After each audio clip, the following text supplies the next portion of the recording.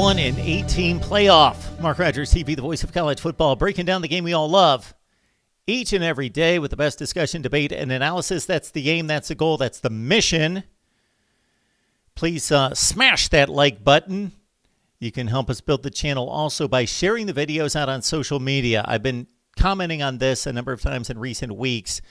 Maybe the biggest contribution you can make to help us build the channel would be to share these videos on Facebook, Twitter, other social media platforms where people don't know that we are here talking college football every day. Subscribe to the channel, hit the bell for the notifications. That way you know when we're going live. All right. In future weeks, I am going to unveil my 8-team college football playoff format. That's coming up in the next few weeks. I've released it a number of times through the years. I'm going to dust it off, tweak it, revise it, and release it again. So be looking out for that.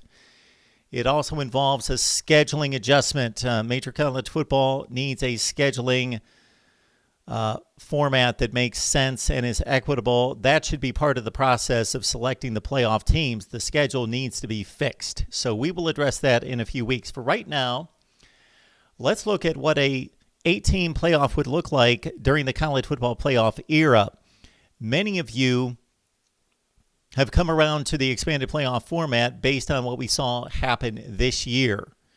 That just brought light to what we have needed for a long, long time. Okay, so I am proposing 2 playoff formats just to see what it would look like. The first one involves the very popular 5 conference champions from the Power 5. 2 wild cards, and 1 group of 5 team. Now, the group of 5 team would, of course, be the team with the best record. And then if there's a tie for the best record, we would have to go through a selection process that would make sense. And when I unveil my playoff format, I will detail that. Same thing with the 2 wild cards from the Power 5 conferences.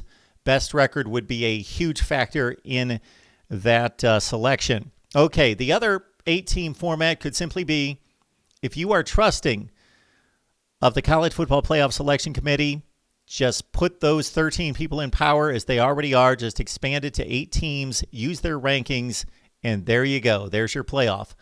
I do not in any way propose this system. I want an objective system. All right.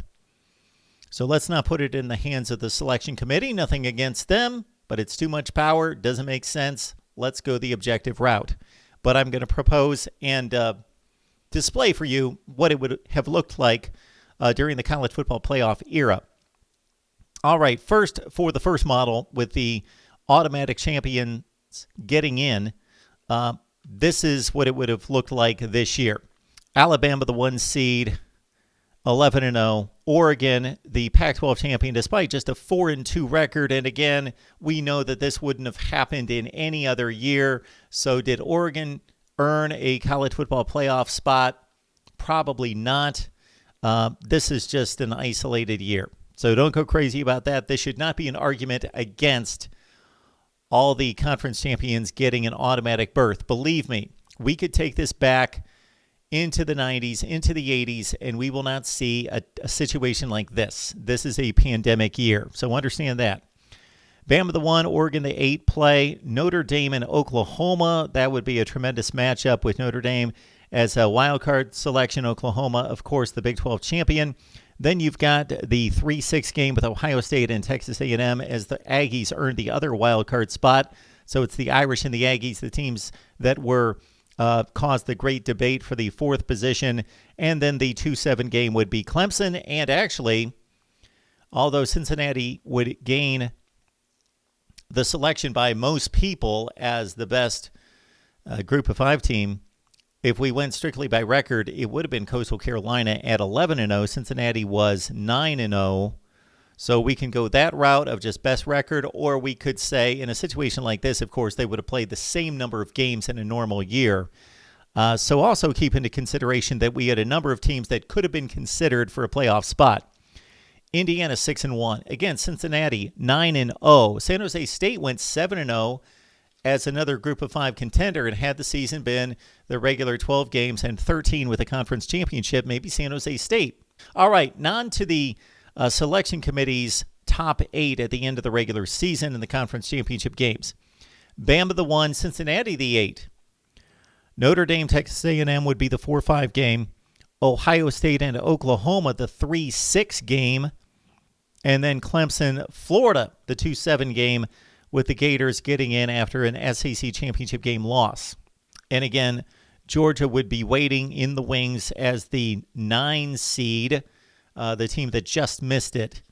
Let's get to 2019, where LSU, of course, won the national championship at 15-0. They would have been the 1 seed, the 8 seed. Memphis, the top group of 5 team, at 12-1. This is an interesting year. You'll see a logjam for the 7 and 8 seeds. Oklahoma and Oregon, the 4 and 5 seeds, as they both won conference championships. Clemson, the winner of the ACC, would have taken on Georgia, one of the at-large bids out of the SEC, as the conference championship game loser at 11-2. Ohio State, the 2 seed, taking on 7 seed. And we would have to distinguish here. So we've got all sorts of teams in play here. Think about this. Utah and Baylor both went 11-2. They both lost conference championship games. So for me, that 7 seed would have to go to either Utah or Baylor because they had the best record for teams that advanced to a conference championship game, and they both lost. So then we would have to go to another metric, and again, I've got a playoff format coming out in a few weeks. But look at this. Florida 10-2, Wisconsin 10-3, and keep into consideration the only reason Wisconsin 10-3, Florida 10-2 is the Badgers advanced to the Big Ten championship game and had to face maybe the best team in the country again, Ohio State. So do you penalize a team for going to the conference championship game? Bama went 10-2. Minnesota, Notre Dame were both 10-2. You have legitimately a tremendous fight for the 7th seed in this particular year with Utah, Baylor, Wisconsin, Florida, Alabama, Minnesota, Notre Dame. Wow. The selection committee, this was their final rankings leading into the playoff, would have produced these matchups. LSU, Wisconsin, the 1-8 game. Oklahoma, Georgia, the 4-5 game. Clemson and Oregon is a 3-6 game, and Ohio State and Baylor is the 2-7. And all the teams we talked about would have been nudged out of the playoffs. And also keep in mind that the selection committee would not have had any group of 5 teams selected in 2019. Memphis was 12-1, as we mentioned. Boise State 12-1, and Appalachian State at 12-1. And in the committee's rankings, they ranked 17th, 19th, and 20th. It would have been that close to select a group of 5 team out of 3 that finished at 12-1. Let's go to 2018. Clemson beat Alabama in the national championship game that year. Bama would have been the 1 seed undefeated. Washington would have been the Pac-12 rep at 10-3, the 8 seed. Oklahoma, Ohio State, of course, this was the year that the Buckeyes and the Sooners both won conference championships with 12-1 records, and Oklahoma gained the nod over Ohio State. In an 18 playoff, they get to play the 4-5 game.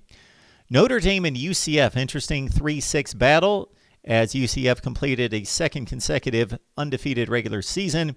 Clemson and Georgia, the 2-7 game. How about that one? Look at these teams that would have just missed the playoffs. You've got Syracuse at 10-2, an interesting selection right there. Michigan 10-2, also Washington State and Florida were 10-2 teams in 2018. So you've got Georgia getting the nod as the at-large at 11-2, advancing to the conference championship game. And the other one, of course, Notre Dame at 12-0. All right, if we go with the selection committee, it's Bama the 1 against UCF the 8. Oklahoma, Georgia, the 4-5 game. Notre Dame and Ohio State, an interesting 3-6 game in 2018. Clemson taking on Michigan. So after Ohio State beat Michigan in 2018, Michigan was 10-2. They were still holding that 7th seed, the 7th ranking, I should say, according to the committee. So that would have been the game right there, and the Pac-12 would have been out as Washington was number 9 in the rankings. All right. Now to 2017. Of course, Alabama eventually won the national championship as a non-conference champion. Georgia would have headed in as the 1 seed, though, in that particular year, taking on USC, who went to the Cotton Bowl as a Pac-12 champion, missed the playoff. Ohio State, Alabama, the 4-5 game, and of course the Buckeyes and the Crimson Tide were the dilemma that year for the selection committee. Oklahoma, Wisconsin, an interesting 3-6 battle as the Badgers were undefeated going to the Big Ten championship game and lost to the Buckeyes by 6. Clemson, another 2 seed for the Tigers, taking on UCF. This would have been fascinating. Clemson, the 2, UCF, the 7. Of course, that's the season that the Knights beat Auburn in the Peach Bowl. Now let's look at the committee selections. Clemson, USC would have been the 1-8 game. Then you've got Bama, Ohio State, the 4-5. Georgia, Wisconsin, the 3-6. Oklahoma taking on Auburn. So despite 3 losses and losing the conference championship game, the committee still had Auburn at the 7 position, and they would have still been in the conference championship game, or in the playoff. So UCF, based on the committee's rankings, 2 undefeated UCF teams would have missed the playoffs, even in 8-team playoff seasons. Keep in mind, this is an interesting factor here. The committee had Auburn at 7 at 10-3. Well, UCF was still back at number 12 at 12-0, so they weren't even close to being selected. Penn State, Miami, and Washington were all 10-2. So they had better records than Auburn, but again, do you penalize a team for losing the conference championship game, especially to one of the top teams in the country? Back in 2016, of course, Clemson beat Alabama in the national championship game. Bama was the 1 seed coming in. Would have played Michigan in the first format in the 1-8 game. Penn State and Ohio State would have been able to settle their score on the field because, remember, Penn State won the Big Ten. They beat Ohio State head-to-head, but the Buckeyes had a better record, better wins, and only 1 loss. So there's your 4-5 game, Penn State, Ohio State. Washington, Oklahoma, the 3-6 game. You got Clemson, and look at that, Western Michigan with P.J. Fleck, undefeated team, is a 2-7 game. So your wild cards that year would have been, of course, Ohio State and Michigan out of the Big Ten. Interesting there is the SEC only gets 1 team in. Keep in mind that West Virginia was 10-2, and South Florida was a 10-2 football team that year. All right, now to the playoff rankings. So if we just go strictly with the selection committee, their top 8 look like this and would have produced these matchups. Bama, Wisconsin, the 1-8 game in 2016. Washington, Penn State. Then you got Ohio State and Michigan, the 3-6 game. Interesting. Clemson and Oklahoma. All these teams ranked between 9 and 13 according to the selection committee. And these were all 9-3 and 10-3 football teams. USC, Florida State, Oklahoma State, Louisville, Stanford, and Colorado. And then West Virginia was 10-2 at number 16, and Western Michigan, again, makes the first format because they're the best group of 5 team. But again, the committee, even expanding to 8 teams, the committee is still leaving out the best group of 5 team again. There you have it there. Based on the committee selection in 2016, your non-conference champion selections are Wisconsin, Ohio State, and Michigan. They take 3 teams out of the Big Ten. You got to think that the committee would devise different rankings if they were going to be sending 3 teams from the same conference. So for 2 consecutive years, they load up with the Big Ten in 2016. Go back to 2015. And again, based on the format that sends all the conference champions to the playoff, a group of 5 rep that has the best record, and 2 wild cards out of the Power 5, this is what you get. Clemson at Houston. That Houston team beat Florida State in the Peach Bowl, a 1-8 game. You got Oklahoma and Stanford as a 4-5 game. In 2015, you got Michigan State, Ohio State, so you got another conference matchup there. Of course, Michigan State won the Big Ten and went to the playoff. Ohio State was left out and eventually finished number 3 in the country. Bama and Iowa. There you go.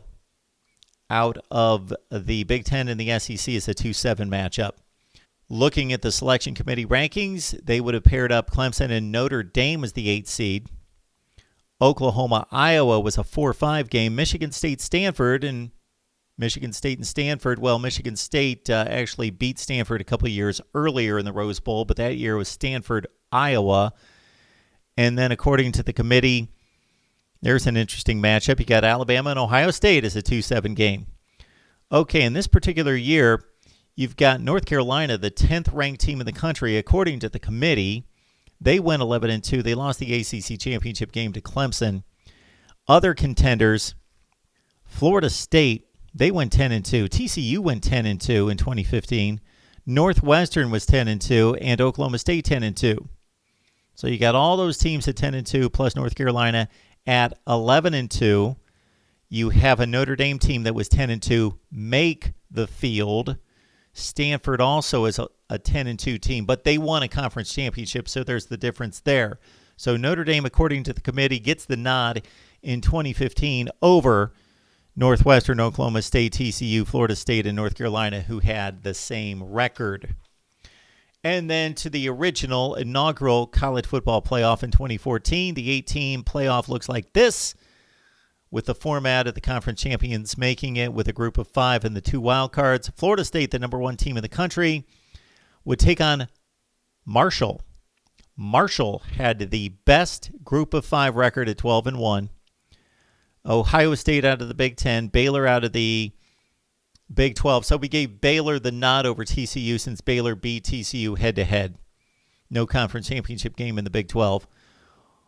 But TCU still makes it as an 11-1 football team as a wild card in that 3-6 game. And then Alabama, Michigan State, the 2-7 game, as Michigan State makes it as a wild card team. Keep in mind that Michigan State makes it as a wild card at 10-2, and TCU gets in at 11-1.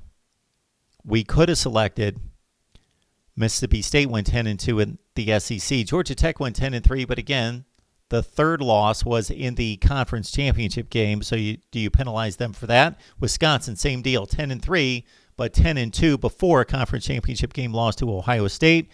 Arizona, same deal, 10-3, but lost the conference championship game in the Pac-12 to Oregon. And then you got Boise State at 11-2. Mizzou went 10-3.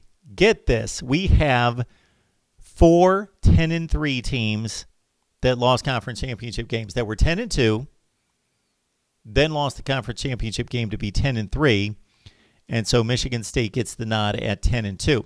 All right, according to the committee, Alabama, Michigan State, that's the 1-8 game. Ohio State, Baylor, the 4-5. Florida State and TCU, the 3-6. And Oregon and Mississippi State, the 2-7. So having fun with playoff formats going through the college football playoff era. We can play the same game and keep it on going from 2013 and that Florida State-Auburn national championship game to the beginning of time, if you would like to. So if you like the videos, then like that video. Smash the like button. Share the videos on social media. Get the views going, because if I get a lot of views on these videos and you enjoy going year to year to year based on what an 8-team playoff would look like, I will continue to post the videos right here at Mark Rogers TV, the voice of college football. See you next time.